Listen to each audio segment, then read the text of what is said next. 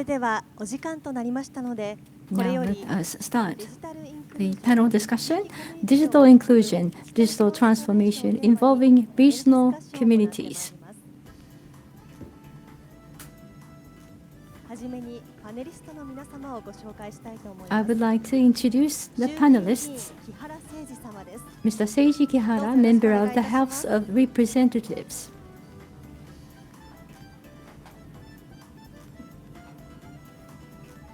続きまして、Code for Japan 代表 And 理事関 Founder of Code for Japan, どうぞよろしくお願いいたしま Mr. す。 Haruyuki Seki.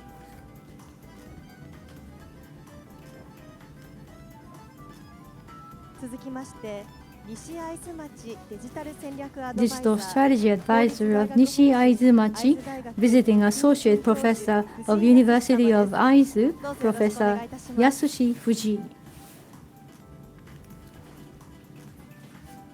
最後にモデレーターを And the 務めていただき moderator ます is のは Mr. Noriyuki Yanagawa, Professor of Graduate School of Economics, the University of ど Tokyo. うぞよろしくお願いいたします。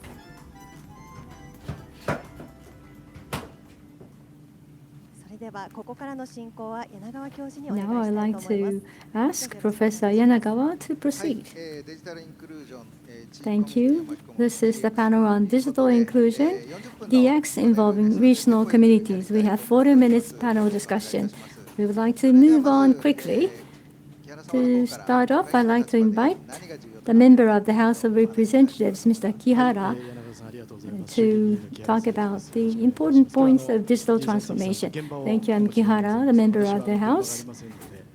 I do not have any company, so I will talk about policies on digital transformation. Digital Garden City Vision. You may have heard, in June this year, Digital Society Promotion Committee of Liberal Democratic Party presented this vision.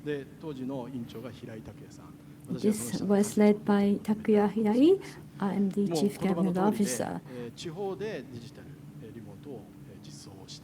Really, what we want to do is to implement remote communication in regional community to make sure that sufficient access is given to local communities. So we had this vision with which the Suga administration has just begun. So with that in mind, how can we realize this vision? So what I want to do is to introduce what we discussed in the community. First off, we have to establish a clear philosophy because this will be formulated into the policy. In China, there is a giant companies and there are Western companies in North America, GAFA. So they have different directions. What would be the direction for us? For us, we want to focus on people in the regional community, and that will be the backbone of this vision.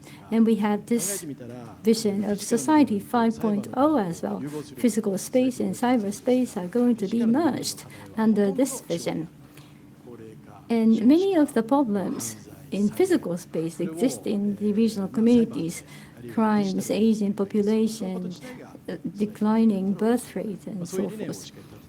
So we have to have clear philosophy, which should also be agreed upon by all the citizens. So establishing principles, maybe threefold principles, one that we want to suggest.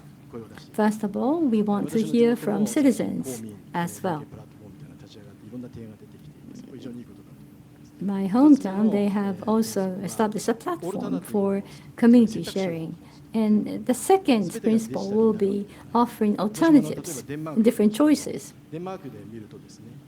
If I take an example of Denmark, there is a digital post that's not actually used by everyone. There is physical post and digital post coexisting together.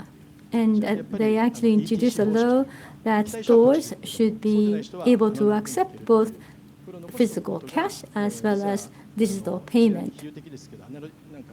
This is the analogy. You may think this is contradictory, but it is important to have both of them. And at the same time, lastly, we have to have a security level. In other words, we have multiple levels in the system.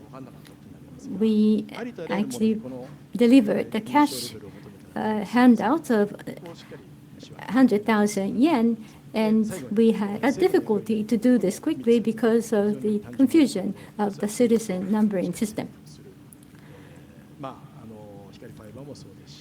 And we have to have infrastructure, including fiber optics and mobile network for providing universal services. And we have to have standardization, including all the regions as well. And lastly, money. It's as simple as that. We have to make sure that we have sufficient budget prepared for this. So that is all for now. Thank you very much. Now I'd like to invite Mr. Seki. Thank you. I'm Seki from Code for Japan. We focus on civic tech. Citizens and administrative offices working together to solve the problems. So we try to think together and create together, create solutions together. Citizens may ask for administrative services, but what we think is better is citizens participating in the process of problem saving. So we are trying to establish communities. We have about 80 communities, code for something, code for the name of region. We have 80 of those communities established already. What will be the critical value for digital inclusion, for me, is both of diversity and inclusion, not just inclusion. We have diverse people, including elderly people, young people, women, and handicapped. All of these diverse people should be able to participate in the administrative process. We want to make that possible. I think we can make it possible because of the technological advancement, digital technologies. It's not just people who have human connections of Diet members. All of the people, what people are doing should be understood by the government, and the value of the community groups' activities should be enhanced. It's not just uniform value that we find, uniform ways of working. We will be able to find a specific way that is most suitable for different communities. So DIY city, DIY city is a concept that we propose that includes a smart city. It's not just providing convenient services to consumers receiving the services, making their lives convenient, but it's not just that. DIY meaning they can create their own lifestyles that are most fitting, most suitable to themselves. In Barcelona, in Spain, there is the online platform where citizens can participate. And we are demonstrating the same platform in the city of Kakogawa, which is very similar to the national project of Idea Box. And we want to actually expand the number to different places as well. Thank you very much. Now, Mr. Fuji, please. I am the Digital Strategy Advisor of Nishi AISU. I'm also an Associate Professor of the University AISU. I represent a region. You may know that Hoshin War, a historic event that is not very well known for AISU. And there are lessons that we can learn from the history of the local community. There is a local army fighting with the feudal army. And the local army has used the latest technologies to defeat the feudal army. Now, after more than 100 years later, in AISU, what we want to do is to start a revolution here in AISU. Citizens group should therefore be part of this process of making this vision and project. There was Sekigahara War, fighting between West and East, and this has been repeated. The last time AISU was lost, and the next time AISU may be able to win. So it is important to involve citizens. And there are two things that are important. In the regions, when we are involved in various activities, it is very important to engage in dialogue. That is of the utmost importance. It's not just to have the same views, but it is important to assert each one's views. Dialogue and communication is important. Kiara-san, you have written AISU, I understand. AISU people tend to be very independent, and AISU people like to state their own views. So it seems diverse. But having diverse people come together to engage in dialogue is very important. And in this area, digitalization can be very effective. This movement is very important in terms of being independent, autonomous. I would also like to say that with the COVID-19, the takeout map was created. In the past, engineers produced this, but in AISU, photographers used a photograph to introduce their own communities.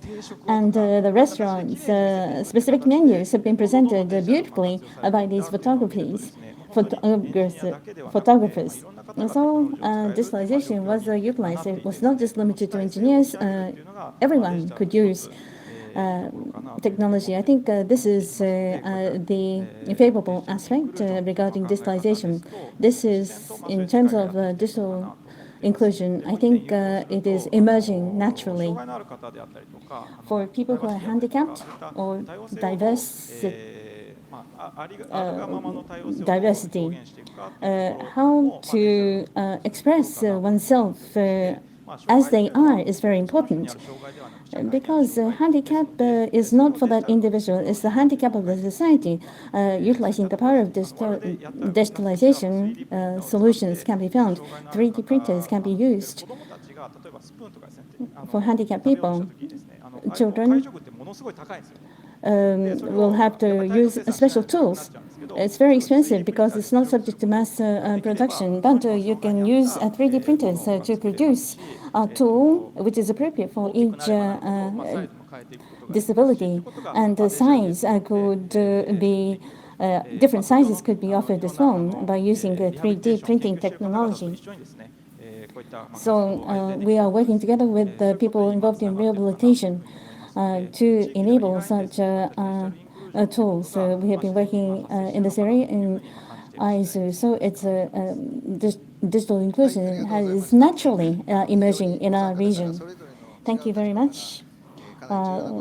Very important points were made by three individuals.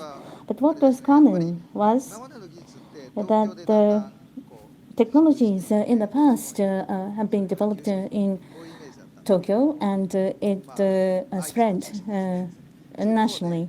But now we are seeing something emerging in a full-fledged manner from regional areas, such as AISU, to develop nationwide. I think this is a very important characteristic that should be capitalized. And I think this is a digitalization basic concept that is very important. There is a common understanding between the two panelists. Community participation is also very important. Dialogue amongst the citizens was also emphasized by the three panelists. So let's expand on this topic. Community participation, listening to the citizens so that citizens can take the initiative. That's important. But when we talk about digital technologies, a cameraman, a photographer can take the initiatives. That might be the case, but there are many people in the regions that are not able to utilize digital technologies. It isn't as if anyone can be mobilized to use digital technology. How can we involve these people? How can we engage in dialogue with these people? That is also very important. I'm sure you have good ideas. So please share with the audience. I think it will be very useful for other regions in Japan to start going forward. Please raise your hand if you'd like to respond. Yes, I think that's a very important point that you've raised. First of all, just because you utilize digital technology, it doesn't mean that the end users are also forced to use digital technology. That is not the case. Fuji-san gave a good example. 3D printer user does not have to be the person that needs to use the special tool. So the people in between is very important. People who live in the regions, they can listen to people with the challenges, and what is viable can be promoted. If it can be done by the individual, that should be supported, but it could also involve other people as well. For example, 3D print is a good case in point, or smartphone app can be developed which is easy to use, or a workshop can be organized so that the local government can better understand. This is a service design method through observation. The appropriate service can be identified to provide support to these people, and professional skilled people can be involved. So a flat dialogue is necessary, because if it's just between government and the user, it's very difficult to break away the silos. But we have to have someone in between who can facilitate and organize the dialogue. Then the viable proposal can be presented. That kind of player should be available, and we are trying to make this happen. Now, as just mentioned, in the case of digital, Japan is not behind other countries. We are not lagging behind in terms of digital technologies. It's the will of using this technology, the method of using technology to resolve challenges, to find solutions. This is the problem. Because of structural factors, there is too much silos in government organizations. And it is very difficult to do away with the silos, and the citizens' voice can make headway. Last year or 2 years ago, there were many floods, and then the fire brigade had to go and work. But once they went there, the flood was over, or it was too late in some cases. For the fire brigade, if they can have photographs sent to them about the flood situation and make the information available on the apps, and then this could mobilize government administration. So it's very important to provide a place where community citizens can speak up. So Code Japan, important, led by Seki-san, is very important, as well as the mayors must also respond. I think that's very important from the political point of view. On our part, as a person dealing with digital, I hope that in the future we will not use digital. It's so ubiquitous that we don't even have to mention digital anymore. But still, we are very conscious about the word digital. That means that there is much more to be done. You don't have to talk about paper and pencils because it's so prevalent. That's what has to happen for digital as well. For elderly people, they find it difficult to find digital technologies. And we don't have to force them to use digital technologies. There were grandmothers in the past very capable in PCs, but that doesn't have to be the case. It can be written on paper, and as long as we understand, once they write this, it can be digitalized. Then they don't have to write the same information everywhere. So that can enhance convenience. Interface is required. And that is where digital can be very effective. In Aizu Wakamatsu, we have the disaster map that is digital, but we print on paper to send them to them. Because at the time of disaster, people couldn't run out of battery. So paper form is very important. It's an interface available for children as well as elderly. But it is managed by a computer because it has to be updated so often. So this is a service design. The development of interface is where we have to do a better job. And naturally, I think we will be making progress in terms of digitalization. The important common point three of you mentioned is the service that is taken for granted, so we don't have to be aware and conscious of that. In that sense, the elderly women wondering how to use smartphone, we are not doing enough yet. So I asked you a question about how to collect citizens' voices. It's not about digital implementation. It's more about the problems that they have in their daily lives, how we can solve them. And it will be the engineers or the middlemen who will be able to deal with those voices of citizens. So I understand that. I think it's Mr. Seki who mentioned earlier that right in the middle, there will be a person who can listen to the problems of citizens and then translate that problem into digital technologies, digital solutions. But who could be that middleman? Who could be that bridge? If we have enough of these people, they are making a lot of money in companies. They may not be available or come to local communities. So how can we educate these people? How can we nurture the resources that are needed? Exactly, Professor Fuji is working on code for AISU. Please take a look at the fact that we already have 80 codes for something, meaning that there are a lot of people who want to be involved with the local development. So what we have to do is to encourage fluidity and movement of these people.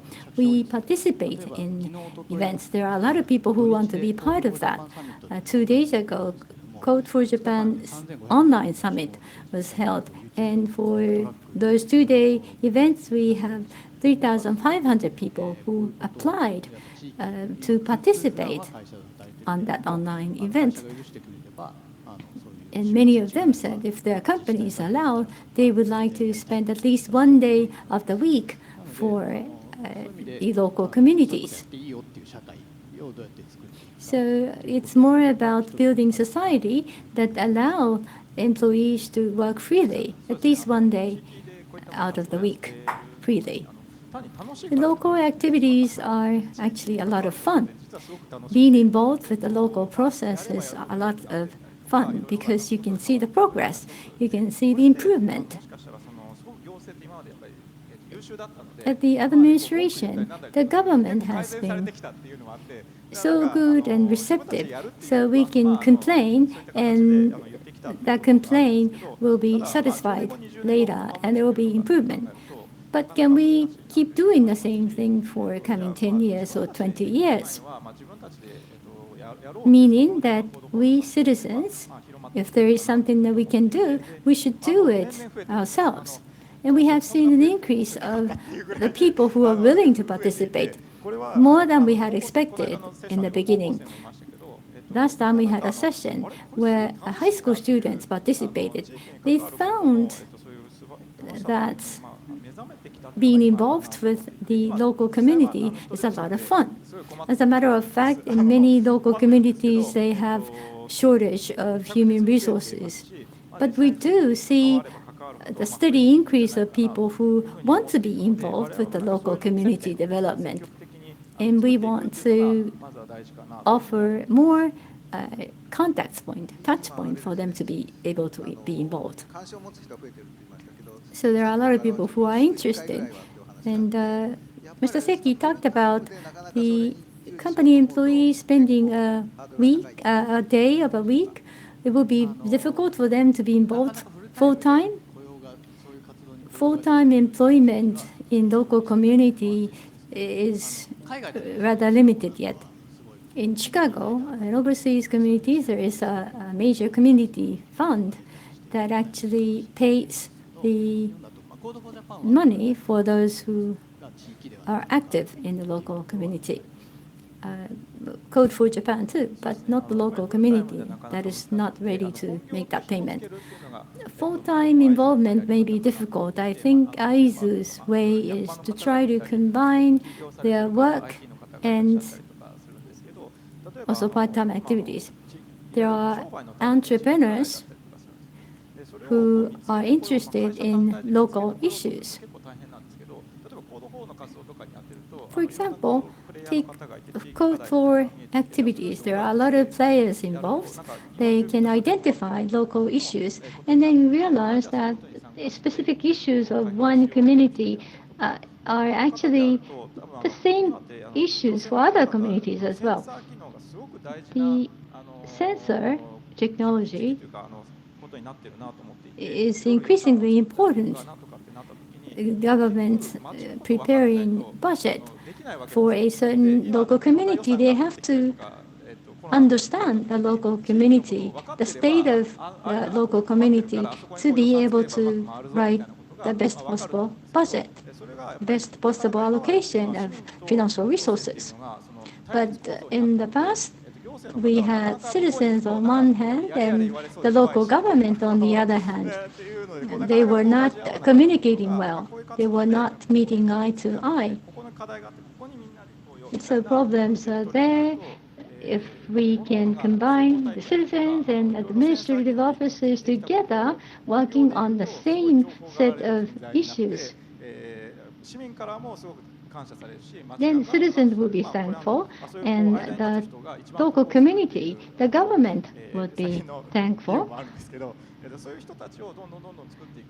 So what we need to do is to nurture people who can actually merge them together. We have seen success in overseas, so there should be clear benefits given to the core business companies are operating by participating in this mediation process. So it's not just individuals, but the company's business that can reap the benefits, the synergy out of being involved with a local community process. As Mr. Fuji mentioned, local administrative services can be provided in a new way. This could be a new possible direction, but the budget is the necessity. So what do you say? Well, I see a major change taking place. There is no confrontation between citizens and local government, even the national government. We have digital agency that is to be established. We are going to invite a lot of representatives of the public sector participating. We will be able to have a good feedback loop. So that's the overall direction. And we talked about the company's core business or individual's interest. Having people physically in the community is important. Now we are working on digital agency. Major reform will be the revision of the local public servants, though, for them to be able to spend time for the local community outside the office. Yes, I have always been the proponent of the freedom of work in that sense. We have only 10 minutes remaining, so that's the overall direction that we are pursuing. But then I'd like to also focus on difficulties, stumbling blocks. When it comes to digitalization or digitization, there are fears of information leak and data exfiltration. It's a general fear And when we talk about inclusion, providing choices for citizens to choose from. But when we want to have overall digitalization, there are people who are marginalized, who are left behind. How can we persuade them to also promote digitization? So the personal information privacy issue, as well as those who may be left behind, when we have different opinions, how can we reconcile the differences of opinions? Do you have any idea? Anybody? Mr. Fuji, please. Now, in terms of being left behind, you mentioned the digital agency, and when we go rapidly into digitalization in the front line, on the ground, there is some confusion could occur. And we have been discussing with the municipal leaders about the direction going forward. And we are pursuing that direction. But when we ask the people in the front line, they are concerned because it's going to have increasing workload, even though the leaders could be in agreement and very excited.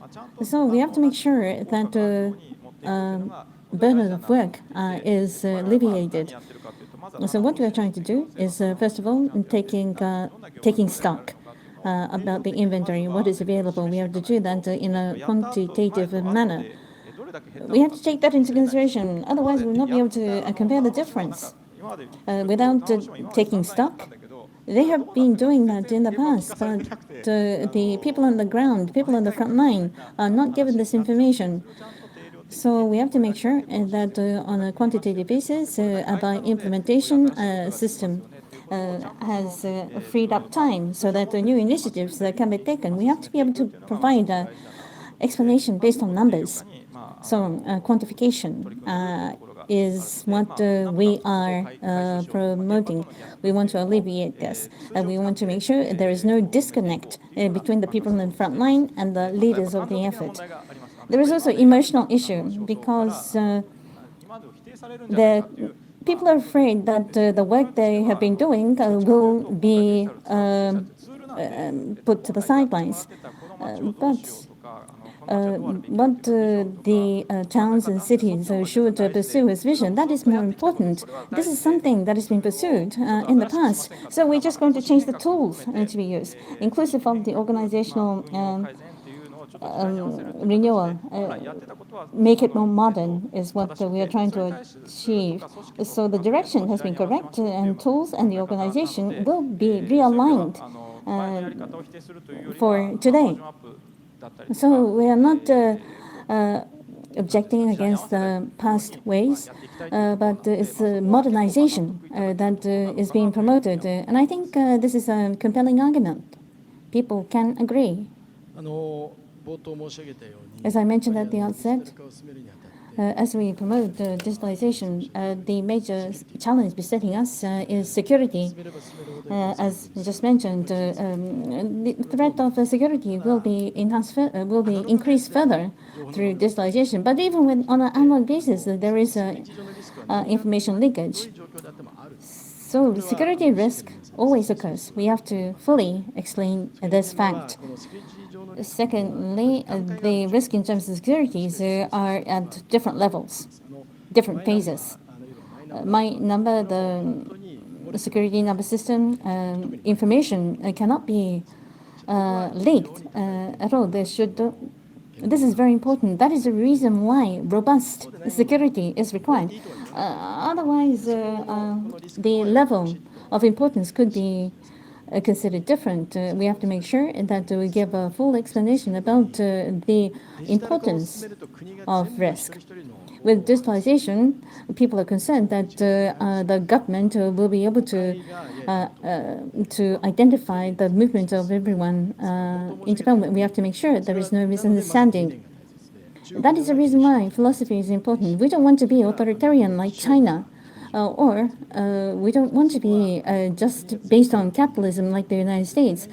All information to be held by government is not what we're trying to do. We have to make sure we give a good explanation. I agree. In terms of data insecurity, we have to provide explanation.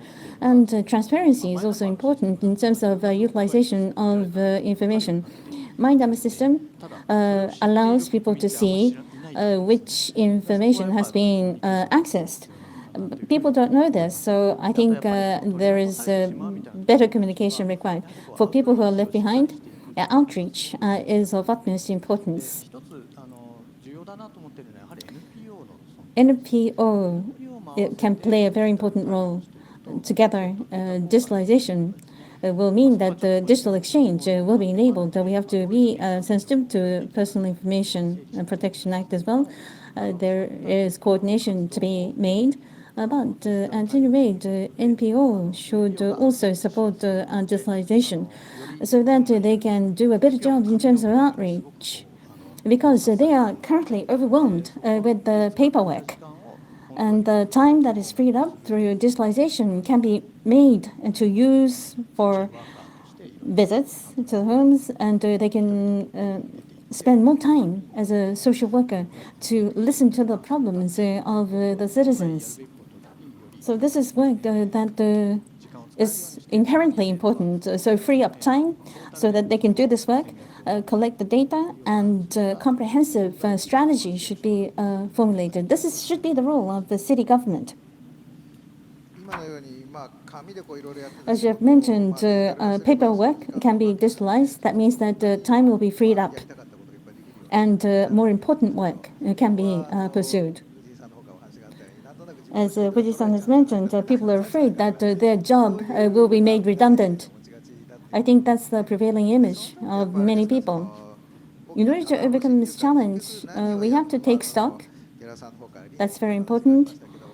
And Kihara-san talked about philosophy, not just for the national government, but the direction, the objectives should be fully understood as philosophy. I think that's very important. Yes, that is extremely important. We want to use ICT, we want to use technology. These are the requests coming to us. But we have to ask them, why do you want to use IT and ICT?